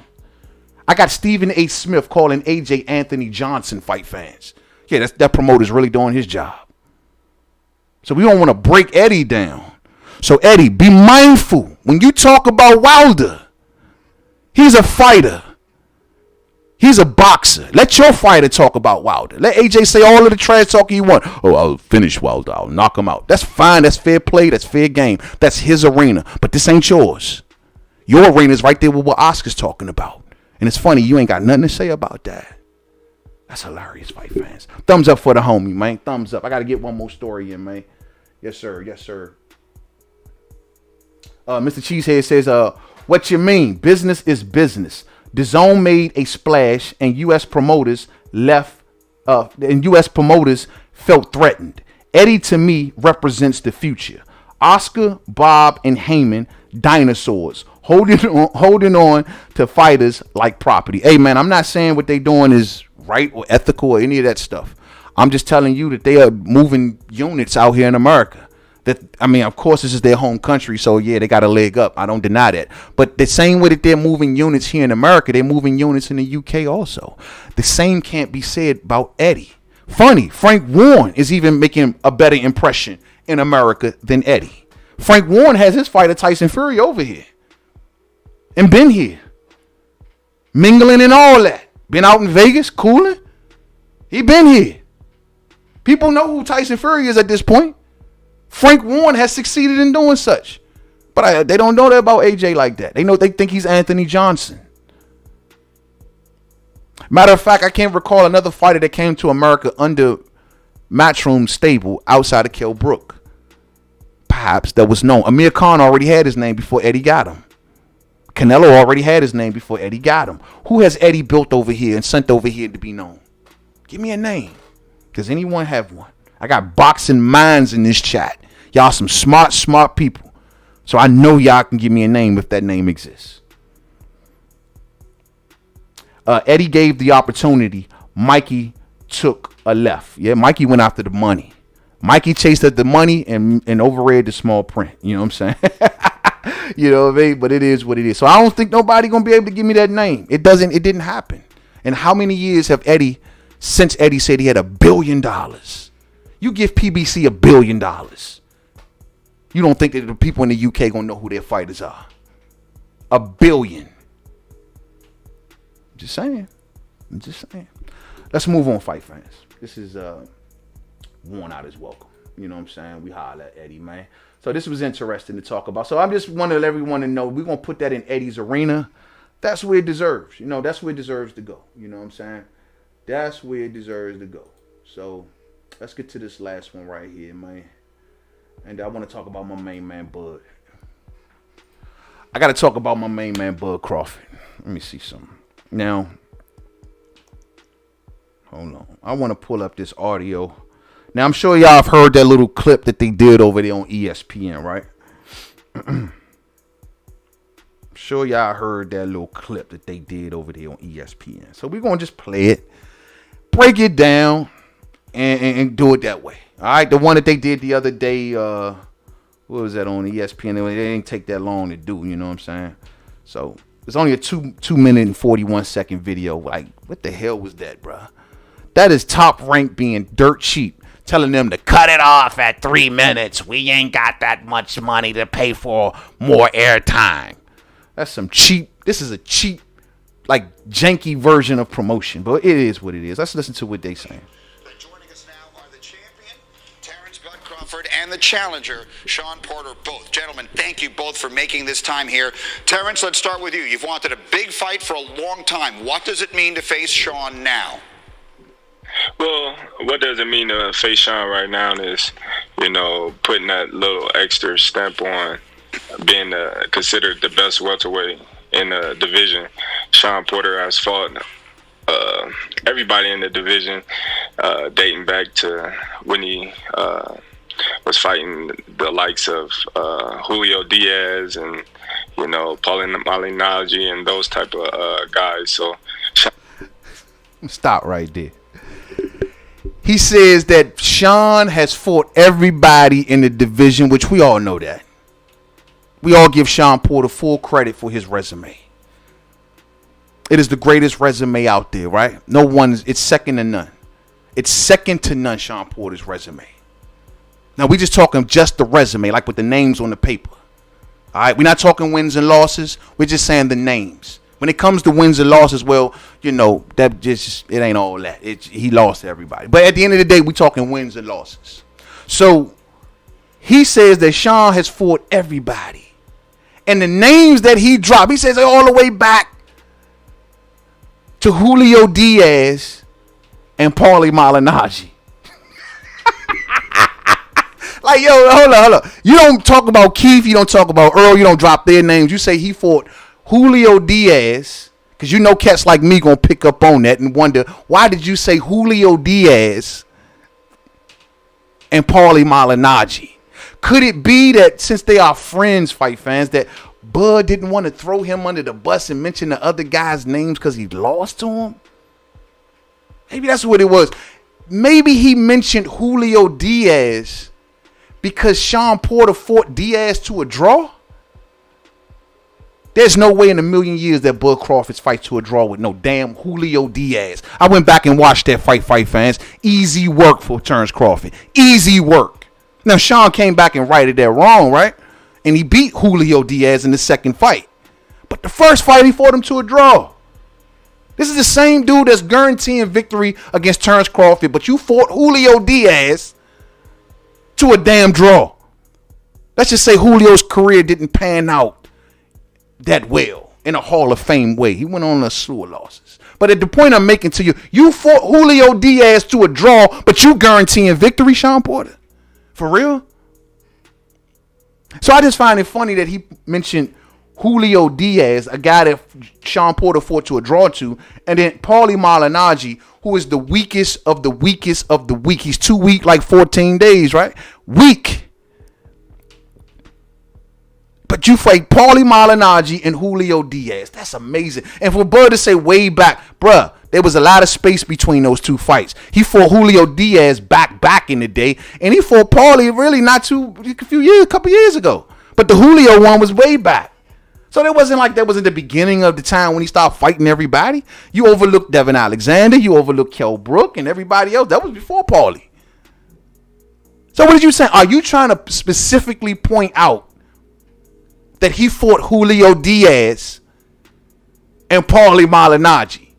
Because everybody beats Paulie, right? He beat up on Paulie. Paulie ain't beating nobody, but he drew with Julio Diaz. That's a damn shame, but he's guaranteeing victory. That's what I be saying about Porter's resume, man. You could say it's a good resume, but when you start breaking it down, you're going to have to talk about fights with Julio Diaz. Because you can't talk about the him and Keith fight. People are running around here talking about some him and Keith was close. Hell nah. Hell nah. Man, Keith dusted Shawn. He dusted Shawn. He gave Shawn look after look. All Shawn did was put lipstick on a pig. Made it look good. Nothing landing. Everything short, smothering. Can't keep up with Keith's footwork. Keith's supposed to have been weak to the body, but it didn't look like Porter affected him that much. One round, maybe. And Keith was on his bicycle. And he had to spit out his mouthpiece. Remember that? But that was it. You couldn't hurt weak to the body Keith. And so people need to stop saying that fight was close. Keith beat the shit out of Shawn Porter. Keith was literally loading up on Shawn, jumping in there, hitting him with like damn near haymakers, then jumping back out. Shawn couldn't keep up. Shawn went to the traditional Shawn, trying to get to the inside, mauling his way to the inside, and it got him nowhere. So why didn't Terence mention Keith? Why didn't he mention Devin Alexander? Why didn't he mention Kell Brook? Why didn't he mention Earl? He mentioned Julio Diaz and Paulie Malignaggi, perhaps two of the weakest wins on Shawn Porter's resume. So I guess when people say, well, what does Terence Crawford has done? People going to say he going to sit around and say, well, you know what? Shawn fought Julio. He won against Julio. He had a draw against Julio Diaz. Julio Diaz. That shit crazy. Let's keep pushing with this interview. I've been in there with everybody, and I just felt like, now's the time for these other welterweights to step up, and he's the one that stepped up. Shawn, no one has beaten that. Salute to Shawn Porter for stepping up. I've given him full credit for stepping up, but I got to admit, fight fans, y'all have not given Shawn Porter the credit that I have given him. Y'all went beyond me. Salute to the fam. The fam. And let me put this out there while I'm talking about this. Anybody, let's do this right here, right now. You know what I'm saying? Let me put this, because I always get to rolling through the show, and I forget to do this. I'm going to go ahead and put the phone number on. I'm going to open the phone lines while I'm doing my thing. If y'all want to call me up about this or anything else, feel free. You know what I'm saying? Feel free. Feel free. Hold on. Feel free. If I could just find the number.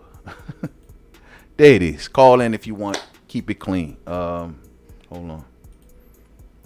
Let me turn the music off. And if y'all want to call in, feel free. You know what I'm saying? But I'm going to keep doing my thing. If anyone wants to call in, I'll definitely answer y'all. You know what I'm saying? So, like I was saying, Julio Diaz, and we just started Julio Diaz and Paulie Malignaggi. So, Now, like I was just telling y'all, now I was giving Shawn. Well, damn. Oh shit, I'm already tripping.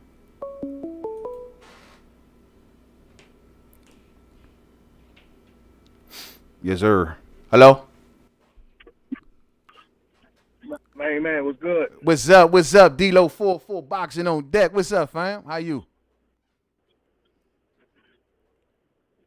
You hear me, D-Lo? Shoot, man. I hate getting it, man. I hit this traffic right now. Yeah, you hear me all right? Yeah, I hear you crystal, bro. I hear you crystal, man.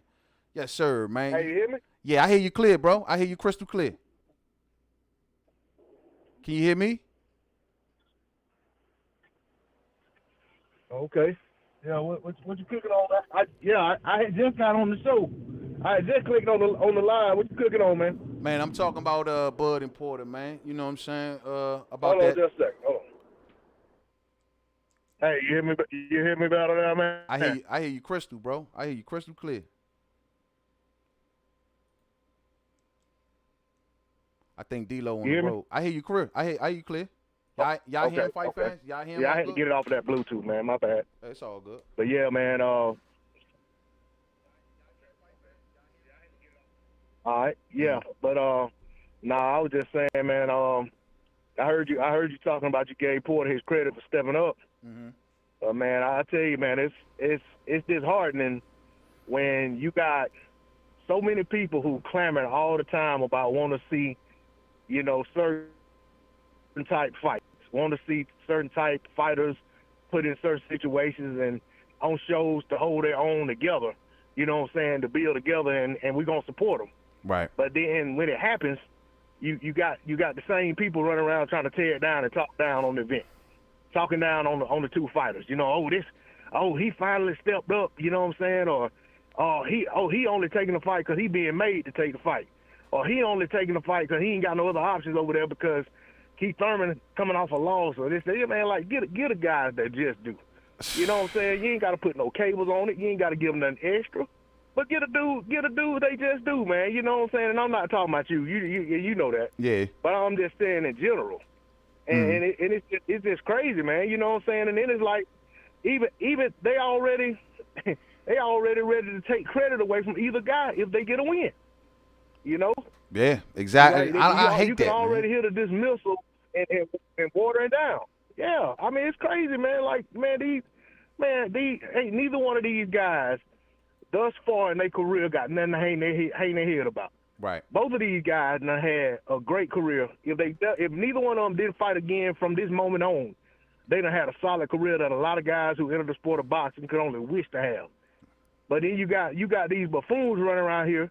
Every time you turn around trying to tear down somebody's resume or trying to tear down their accomplishments and, basically talking about these guys ain't done this and this guy ain't ever won a big fight and this, that, other. Like, man, come on, man. I mean, what more? It's just ridiculous. Does this make you think that after the fight, then that Bud ain't gonna get the credit that he deserves if he beat when he beat Shawn Porter?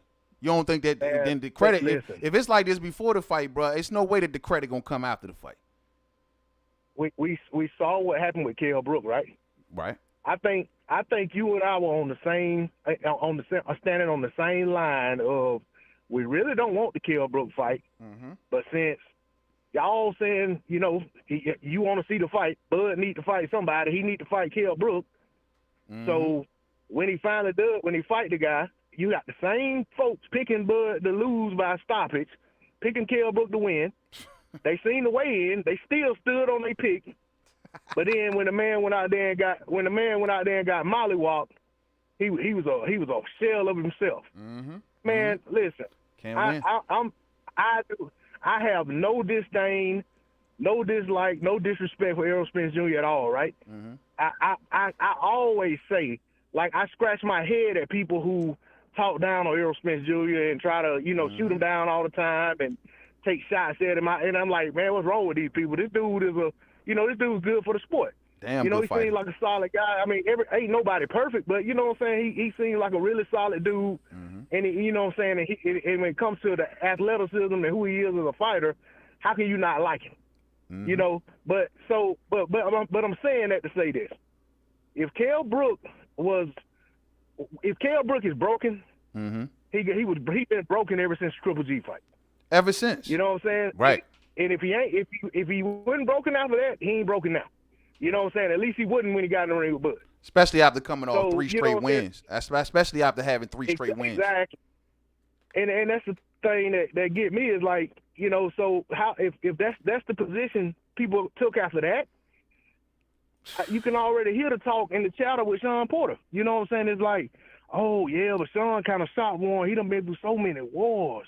He done been through so many tough fights. Bud ain't never been in a tough fight. You know, and then, you know what I'm saying? But even on the flip side, even saying that is, okay, if Shawn Porter were to go out there and beat Bud, the excuse going to be, well, Bud ain't never fought nobody. Shawn's supposed to beat him. Shawn have been in with the top guys. He's supposed to be the guy like Bud. Exactly. So it's like they paving the road. They paving the road to never not give either guy credit. They got excuses in the dugout, and they got excuses outside of the dugout warming up to back those excuses up. I mean, it's ridiculous, man. I think what it is. The same people who say. Let me say this, D-Lo. I think what it is that when Keith was on top, when Keith was number one, the Earl Spence Jr. fans always wanted to take Keith's spot. And Keith wouldn't give it up. He wouldn't give it up. He wouldn't fight Earl. He wouldn't give it up. And until he lost to Manny Pacquiao, and he was pretty much forced to give it up. So now that Earl has it, it seems like to me, like a lot of the Earl fans, they are just scorned. And it's like, oh, we remember what Keith put us through. So they don't want Earl to lose that spot. It seemed like for anything. And Terence is an actual threat to take that spot. So it's like, I remember how when Keith was on, that's why they hate Keith Thurman to this day. Because Keith wouldn't let Earl into that, you know, give him an opportunity or whatever.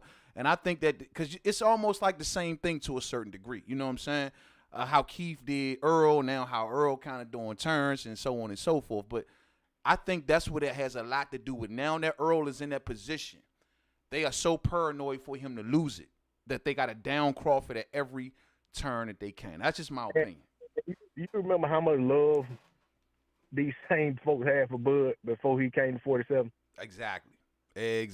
You know what I'm saying? And I say all the time, if Errol were to go up to 54, watch how many of the same folks ain't got no problem with Bud no more. All of a sudden, his resume good again, and his accomplishments are good, everything else. And it's like, man, come on, man. Stop the nonsense. Yeah. You know, and the thing, I'm going to say this, and I'm going to get off because I know other people want to get on. But, you know, one other thing I got to say about that situation, man, it's like, you know, when you got two guys that are, you know what I'm saying, basically on the collision course. We should have already had the fight. We ain't had it yet. Yeah.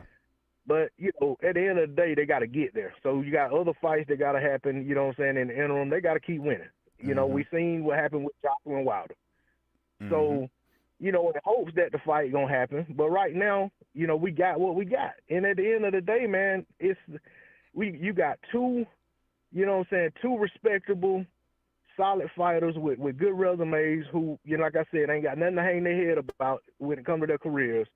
Putting on a fight card that we can anticipate and be excited about, but at the same time, you got folks running around shooting it down, like basically subliminally and in a, you know what I'm saying, in a subliminal manner, trying to, in a sneaky way, say, yeah, y'all can go buy that fight if y'all want to. I ain't really supporting that.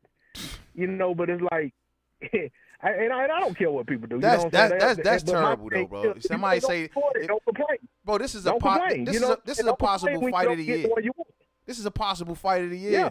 You going if anybody, man, this is a possible fight of the year. And somebody tomorrow not to buy it, man, that'd be the most dumbest thing if anybody ever follow that, man. This is a great fight, bro. This fight all that.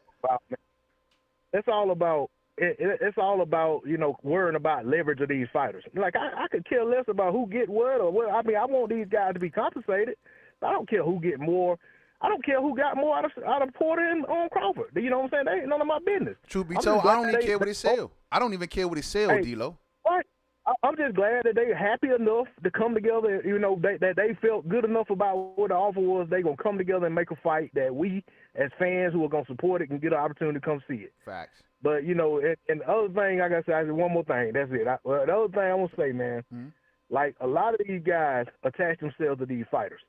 Yeah. And they're so hell-bent on wanting to see the fighters that they support win that they lose sight of that these guys still gotta fight these fights. And it's like they rather their favorite fighters not fight certain guys so they can stay behind them and say, yeah, man, we beating everybody in front of us, rather than see them actually get in with the guys that people really want to see them fight. You know, like I said, I not everybody like Andre, but I do. But let me tell you something, man. I can't sit here and say matter of factly that I think Andre would beat Charlo or that he would beat Canelo. Mm-hmm. But I know those are good fights for that guy. Mm-hmm. So whether he were to get in there and win or lose, I want to see him in those fights. Facts. You know what I'm saying? And to be honest, I actually think that's the way he feels. Yeah. You know what I'm saying? I actually think the guy don't care. I ain't going to say he want to go in there and lose, right. But I think he wants to see how he matches up against the very best guys in and around his division. Right. And that's what, to me, that's what boxing is about, man. If you only got guys that are willing to get in there and fight guys they know they're supposed to beat, mm-hmm. they need to get out of the sport, man. Nah, that's not how. Yeah, because when they become old But men. ain't hard to lie. Okay, I appreciate you calling me up, fam. I appreciate you calling me up. Nah, I was don't just want to miss it when I was just gonna say that when they become old men, like what you just was saying about Andre, man, that's really gonna mess with them, bro. When their career is over, they can't fight no more. He gonna sit back and look back and say, all of these fighters that was in my division, and you telling me I ain't fought none of these dudes? It is going to affect him. Mm-hmm. You know what I'm saying? Win, lose, or draw, man, these fighters want to prove they're the best. Yeah. Even a guy like King Kong, who you know, people can make a good case for why they ain't fighting him, but at the end of the day, when that guy's career is over with and when he hangs him up, it's gonna be a bunch of guys that he should have got opportunity to fight, but he never got a chance to fight, no matter who's at fault. And you don't get to do it over. Facts. You don't get it over. You don't get one time around, man. One go round. And if you don't make it count, you're gonna be an old man living with regrets. I'm telling you, man. And so that's why I say, like, these win, lose, or draw, these fighters don't feel like, oh, we don't want to try. Nah. The worst thing you can do is not try, see how good that you really, really was. You know what I mean? As a fighter, that's everything, man. Right. Real spill. Right. All right, man. Let me get on off here before they start throwing tomatoes at me, man. I'm going back in the chat, man. Much love, man. Yes, sir. All right. All right. One. Yeah, man. So that's just the way it is with Bud, man. It's like with Bud, it's like on one hand, yeah, we know how good of a fighter he is, man, but he never gets the credit, fight fans.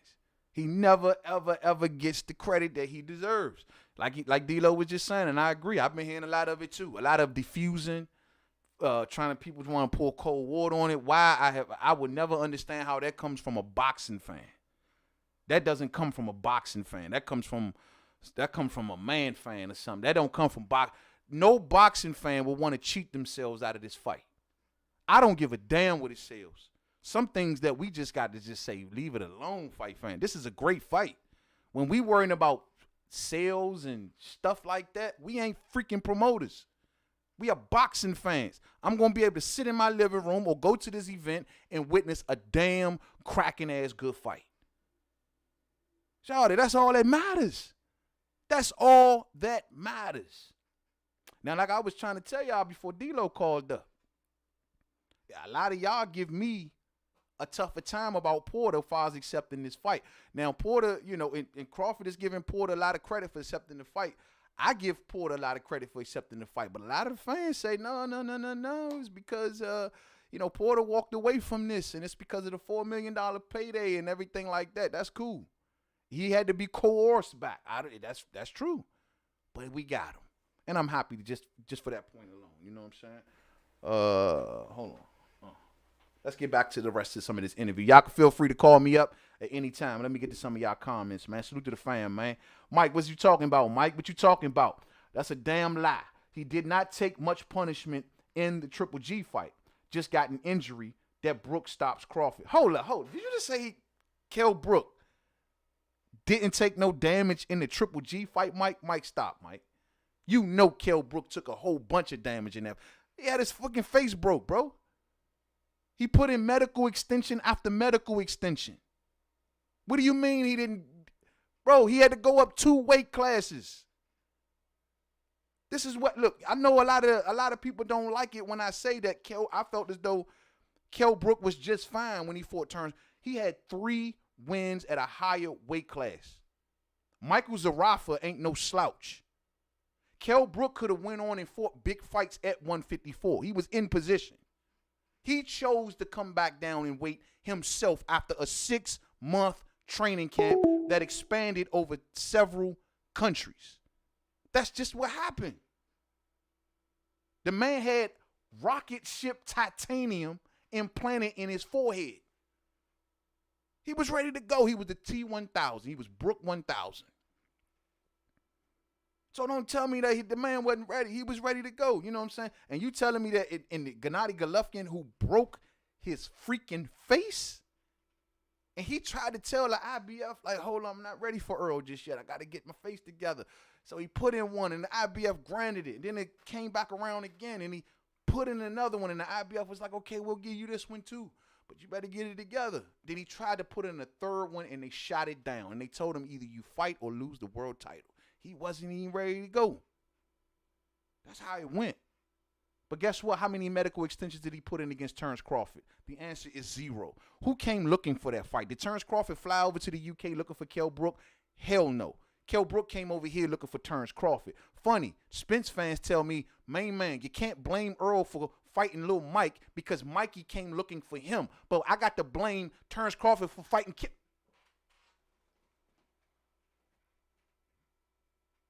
You see how that shit don't make no sense, fight fans? You know what I'm saying? You see how them talking about? But we can give passes for Lil Mike all day.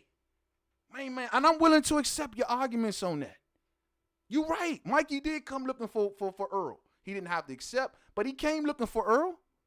Just like Kell Brook came looking for Bud. At least Kell was a welterweight. You know what I'm saying? I don't like to talk like that though, right? Funny, man. I look, man, like I told y'all before, I've already accepted the fact that I don't think Terence Crawford is gonna get credit from. It's just not gonna happen. It's not profitable. It's not controversial. It's not edgy. It doesn't keep the debate going. So those who are anti will not give this man no credit because it's not good for what I guess a lot of folks do here on YouTube. It just don't work. Camaraderie, kumbaya shit, that don't work. We got to keep this thing going. I'm with you. But I'm like, give him credit. If we build Bud up, right, in this situation, if he gets through Porter, which I'm fully expecting him to all day, then guess what? We got a huge thing on our hands. Between him, Earl Spence Jr., or whoever else from PBC want to take a chance. Diminishing Crawford is not the way. Guess what, fight fans? You get no money. You get none. Enjoy the fight. Big up the fucking fight. I mean, goodness gracious, though. Everybody is a freaking promoter. Let's listen to some more. Man, you've already guaranteed a win in this fight. Why? I mean, that's the confidence you're supposed to bring to the ring. Beyond that, I have looked at his resume. I've dissected everybody he's been in the ring with, and I just think that I have a combination of things that no one he's been in the ring with to this point has had. You see right there, the combination is power, being able to get low, get to the body, the head movement, head shots, up and down. I can mix it up. I know that Terence can too, which is what makes this a great fight. But that, along with the confidence, along with the skills, the preparation, everything that I do, that's why I guarantee a victory. You don't guarantee victory. You drew with Julio Diaz. You can't guarantee nothing. You lost to Ugas. You can't guarantee no victories. The only thing that Porter can guarantee is the fact that when he comes to the fight, he is going to be coming in a neon yellow suit with purple socks. That's the only thing he going to guarantee. But as far as guaranteeing a win over Terence Crawford, I think not. You know what I'm saying? How you going to guarantee anything? Now, as far as him saying on Terence Crawford's resume, as far as Terence Crawford not fighting nobody like, or not having nobody like Shawn Porter on his resume. A combination of speed and power and everything, like he says, get low, go to the body, and do all of these different things.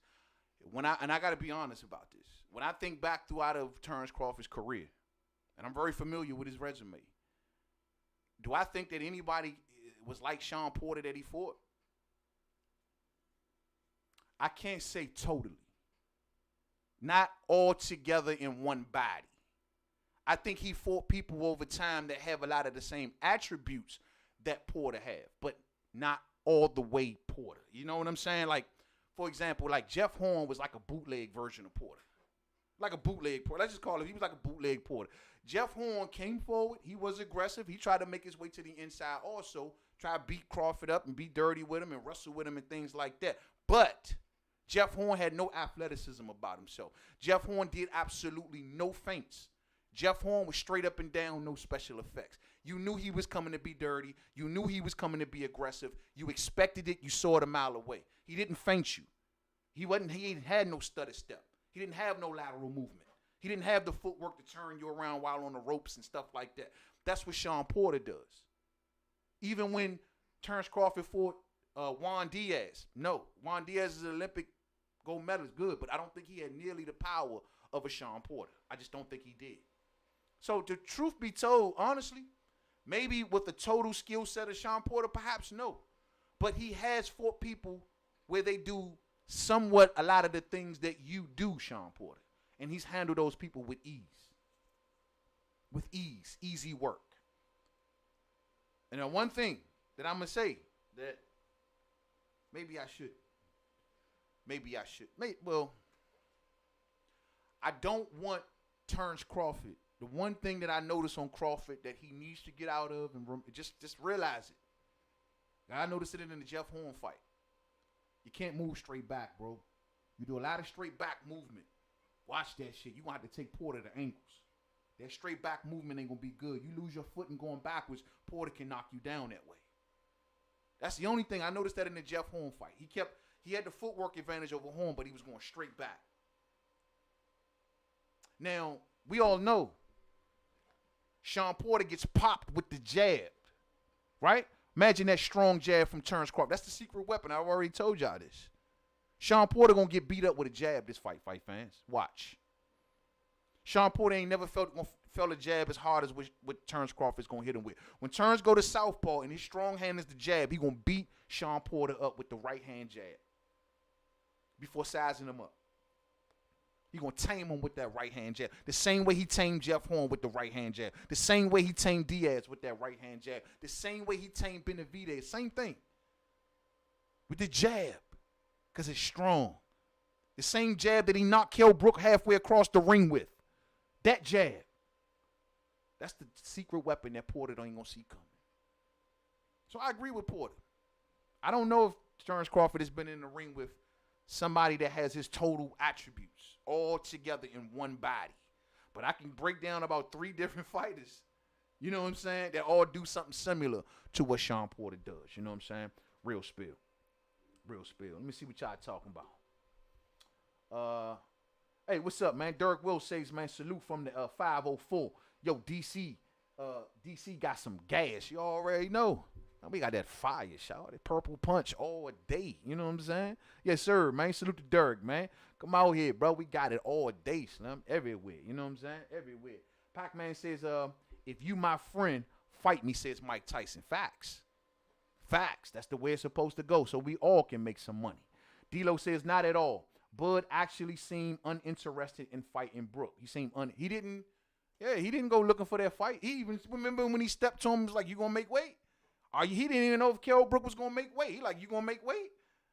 He ain't go looking for that fight. It was Kell Brook that came hunting for that fight. Kell Brook bucked this whole promoter. Eddie Hearn was like, I ain't never doing business with Kell Brook again after this. You want to talk about loyalty? Remember that interview? Loyalty. You want to talk about loyalty? He was going in on Kell Brook because Kell Brook broke ranks, came over here on his own, and found Terence Crawford. Bob Arum was in the Kell Brook business because he thought that Kell was going to bring a network with him, like Amir Khan did. He thought that when Kell came over here, so was Sky Sports. But the problem was Eddie got mad at Kell Brook and didn't get that Sky Sports deal in that situation. So Bob Arum was forced to find a network to put that fight on, remember? So it was Kell Brook that broke those ranks. But it is what it is. So I agree with you, Porter. Let's see, man. Let's wrap this one up. Every fighter should go into the ring guaranteeing victory. I just know it to be so. Terence, after November 20th, what will the boxing world be saying? They'll just be saying that's the reason why he's pound for pound #1 fighter in the world. And I guarantee you that. It's Crawford versus Porter. We're announcing. Y'all hear that, Canelo fans? I guarantee you why he gonna call me the #1 pound-for-pound fighter in the world. Canelo fans, I'm coming for y'all. I'm coming for y'all. We're gonna have this pound-for-pound discussion real soon. Oh, I'm coming. I'm sick and tired of hearing it. I'm sick and tired of hearing it. I already done shut that down before. We're gonna do it again. But at the end of the day, he says, man, that look, he guaranteeing he's gonna beat Shawn Porter. Shawn Porter's guaranteeing he's gonna beat him. I think Terence Crawford got this, man. Everything I'm watching through all of my film, everything I'm watching on film from Shawn Porter, everything I'm watching on film from Terence Crawford, the story that's coming out of the other side of my ears, Terence Crawford beats this guy. He stops this dude. He gonna stop Shawn Porter. Gonna stop him, fight fans. Everybody says Shawn Porter ain't never been stopped. What are you talking about? I trip out. Shawn Porter's been through wars and rumors of wars. Y'all better stop talking about 2015 Shawn Porter. Y'all better stop talking about 2014 Shawn Porter and start talking about 2021 Shawn Porter. Y'all better understand something. This man has been through everything. He's in good condition. He's a good conditioned fighter, but that's about as far as it goes. Yeah, he's tough. He's in good condition, but that's about as far as it goes. He's going to get stopped. He's getting hit too much. The jab is falling too flush. He's going to get pieced up with a jab, with a strong jab, and he's going to get stopped. Kenny better bring towels. Kenny Porter, I've been saying this week after week after week. Kenny Porter better bring towels because Kenny going to be waving it off for $4 million. Oh, yeah. It's cool. Shawn, you got too much going on, bro. You got a podcast going on. You doing commentator work every time I turn around. I hope you're ready, bro. This is going to be the toughest fight. This is going to be the most important fight of your career. For someone who was walking away, I got plenty of quotes. I'm going to leave it alone because we got the fight. But for someone that was walking away from the fight, Shawn Porter, you wanted to fight the winner of Danny Garcia and Earl Spence Jr., remember? You had all of this. For someone who really didn't want the fight, now that you got a $4 million price tag, you come running back. Great. That means, is your heart really in this, bro? You sure? Shawn Porter going to get stopped, fight fans. And guess what? Terence Crawford going to stop Shawn Porter, and he still ain't going to get credit. Shawn Porter going to stop Terence Crawford. Terence Crawford going to stop Shawn Porter, and he still ain't going to get credit. So it is what it is. You know what I'm saying?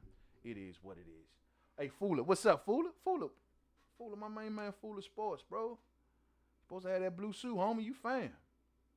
Got it now, brother. How you been, Fuller? How you been, brother? He says, yo, man, Usyk is numero uno. You know me, man. I don't do the heavyweight thing. I don't put heavyweights into the pound-for-pound discussion. Now, with Usyk did that cruiserweight, you know, he was, if you go back to any of my old pound-for-pound list, he was definitely in there, without a doubt. Total respect for what he did in the four-belt era. But when he elevated up to heavyweight, all heavyweights leave my list. You know what I'm saying? But I understand what you're saying, bro. I understand where you're coming from. I don't think even Kell Brook had a trainer in that fight. Exactly. Oh, Dom Ingle, yeah, because Dom Ingle didn't want to take it, or for whatever reason. I don't know what was that about. Word on the curb was that Kell wasn't trying to pay him. You know what I'm saying?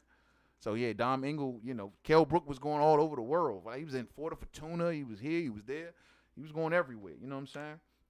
Nah, no credit, Black Ham. What's up, Black Ham TV on deck? Black Ham TV, you supposed to have that blue suit also, brother. Yes, sir. Yes, sir. Yes, sir. Andy Ruiz says, Usyk figured out AJ and got a glass chin real quick. Yeah, man. AJ better beef that chin up. Most importantly, AJ better come back with the correct game plan. You know what I'm saying? So it is what it is. So for those who know, those who don't know, I'm favoring Terence Crawford in this for the stoppage. You know what I'm saying? People think I'm insane. I got more to add to this story, but we're too far out. I can't give but so much. I got a whole list of stuff that we're going to get to real soon about this fight in due time, but I'm just not trying to let certain things out the bag right now because I don't need everybody running around here repeating this shit. You know what I'm saying? Then that's just the way it goes. So if nobody else is going to call in, fight fans, guess what? There's what? That is going to mark pretty much all I got for the night. You know what I'm saying? So, if no one else was going to call in for the night, we're going to get ready to go ahead and shut this song down. It is a weeknight out here, fight fans. We're pushing up on 9:30. That means we've been on for about 2 hours. You know what I'm saying? So it is what it is, man. This has been a great episode of We Talking Boxing Live, man. Thank you all for everyone who participated. Y'all know how we do on this show. Y'all know also that we don't take none of this stuff home. We don't take none of this stuff beyond the stream. And I got to keep reiterating that because, because it's just today's boxing climate. And I want y'all to know that ain't anything that we say, even when we go back and forth, y'all know it ain't nothing personal or nothing like that. It's just boxing banter. That's as far as it goes. Y'all are all fam. I appreciate y'all all for showing up tonight. Y'all rocking out with the homie. You know what I'm saying? Y'all know we be back for the next episode of We Talking Boxing Live this coming Sunday. I'll have the show back on then, and we can rock on out, man. It's been a cool show. A lot of good topics tonight. Keep your eyes on the headlines. Keep your eyes on the prize out there. Stay safe. Stay sucker free. Y'all know what it is. Protect yourselves. Protect your family in this turbulent world that we living in right now. So protect yourselves at all times, man. You know what I'm saying? Because ain't nobody else going to do it. Uriel, what's up, Uriel? There go my main man, Uriel Thomas, on deck. What's up, man? On deck, what's happening? November the 20th, all day. You already know. You know what I'm saying? We all looking forward. It's going to be an epic night. It's going to be like Club Main Man up in this joint that night. I'm going to have the disco lights up in this thing, strobe lights. We're going to have music going, the whole 9 yards. Y'all rock out with the homie on November 20th, man. But without further ado, I know y'all got to go to work tomorrow. Y'all got a lot of things to take care of. It's a weeknight. Y'all go handle y'all business, man, and get ready to chill on out for the weekend, man. I appreciate y'all all, man. And like I always tell y'all, protect yourselves and protect your family. And remember, the devil is everywhere, omnipresent, everywhere at the same time. He want to ruin your life. He want to ruin your career. He want to make everything in your life bad, sad, turned upside down, so you can be sitting in the house becoming a failure. Why you gonna do that though? You know what I'm saying? You got one life to live. You only got one go round. It don't come back again. This is it. It don't come back no more. You know what I'm saying? So why don't you live it to the fullest and show the greatness in this world while you got a chance? All day. Salute to the homie, D-Lo 44 Boxing in that super sticker, brother. Thank you for all of your support, D-Lo. You already know, brother. Me and you, man, whatever you need me, man, I'm here. You already know. You know what I'm saying? Much love to y'all all. Y'all have a blessed night, man. And I'll catch y'all on the next one, man. And until the next video, peace out.